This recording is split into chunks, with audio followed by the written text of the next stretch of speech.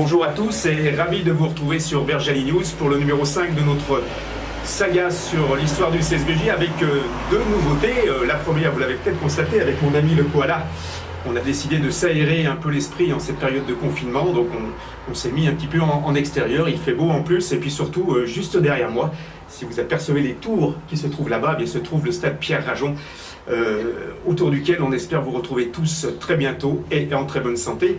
Et puis deuxième petite innovation aujourd'hui, plutôt que de revisiter une date clé de l'histoire du club, on va essayer de traverser celle-ci à travers un poste clé qui est celui de buteur, et je vais essayer de faire appel un petit peu à ma mémoire pour essayer de voir quels ont été les grands buteurs qui ont marqué un peu l'histoire de Bourgoin. Alors je serai évidemment incomplet et je vous invite en commentaire de la vidéo sur YouTube à nous indiquer des anecdotes ou des choses qui vous passent par la tête à propos de ce rôle si important dans le rugby, qui est le rôle de buteur. Alors le premier qui me vient évidemment en tête, on en a déjà un petit peu parlé dans cette saga, c'est Jackie Bouquet, ouvreur et centre qui a marqué les années 60. Et tout de suite après Jackie Bouquet, il y a un nom qui me vient tout de suite à l'esprit. Le premier match que j'ai vu du CSBJ, c'était la finale du championnat de France de 2e division. C'était du côté de Roanne et c'était face au Creusot.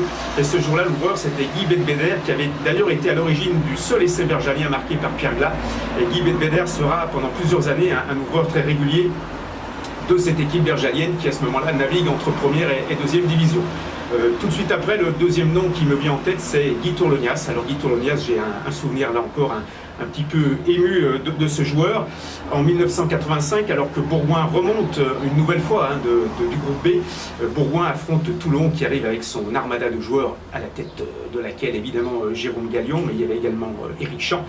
Et Bourgoin est mené pendant presque tout le match et à quelques minutes de la fin du match, Bourgoin marque un essai en force par son paquet d'avant et en coin, côté piscine. Si Guy Tourlognas transforme cet essai, Bourgoin s'impose. Il va le faire, montrant à la fois sa régularité et sa capacité à résister à la pression. Et il sera l'un des grands joueurs de ces années 80 avant de devenir un petit peu plus tard entraîneur des lignes arrières du CSBJ. Alors tout de suite après, on va passer dans les années 90. Années 90, évidemment, le premier nom qui vient en tête, c'est Patrice Favre, buteur longue distance. Là, l'anecdote qui me revient en tête, c'est évidemment les 10 points qu'il marque en demi-finale 95 face à Toulouse. Bourgoin battu dans les derniers instants par cet essai d'Emilien Tamac et Patrice Favre qui marque l'intégralité des points de son équipe. Et puis tout de suite après, quand Michel Couturas va plutôt installer Gilles Cassagne en numéro 10 au CSBJ dans un autre système de jeu, eh bien c'est Nigel Gini, ouvreur néo-zélandais aux jambes de feu, qui va prendre le rôle de buteur. Ce sera d'ailleurs lui qui marquera les deux pénalités en finale 97 face à Toulouse. Mais l'action que je garde en tête, c'est évidemment cet essai qu'il va marquer en demi-finale. Ce sera contre Clermont-Ferrand. Un cadrage débordement de Stéphane Glas et les jambes de feu de Nigel Gini qui l'envoie marquer pratiquement au pied des poteaux. Tout de suite après, on va attaquer les années 2000. Alors les années 2000, ce sont plutôt les années Péclier. Alexandre Péclier, autre buteur longue distance avec sa position de balle sur le tee façon torpedo. Alexandre Péclier, buteur régulier, qui reviendra plus tard d'ailleurs accompagner la remontée du club en Fédéral 1 puis en Pro D2 et qui deviendra lui aussi entraîneur du club. L'action que je garde d'Alex Péclier, c'est là encore la demi-finale 97 du côté du stade de la Méditerranée. Cet essai main-main où Alexandre Chazalet arrive à lui transmettre le ballon. Et là encore Alex Péclier qui file au pied des perches. Tout de suite après, Alex Péclier, évidemment, à tout seigneur, tout honneur, Benjamin Boyer, qui va finir d'accompagner la saga berjalienne en top 14. Benjamin Boyer, grand buteur également, auteur de nombreux drops, par exemple, du côté du CSBJ. Mais l'action que je retiens, j'ai eu l'occasion en 2006 de commenter un match. C'était du côté de Bayonne en janvier 2006. Il avait neigé sur le Pays Basque, il faisait très froid ce jour-là.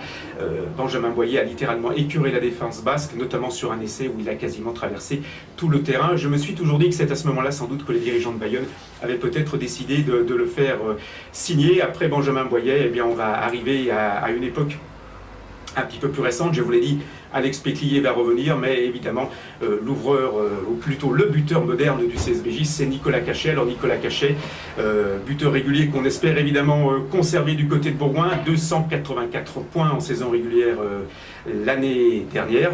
Et évidemment Nicolas Cachet, dont je retiens la position si particulière, un peu à la Johnny Wilkinson, pour buter.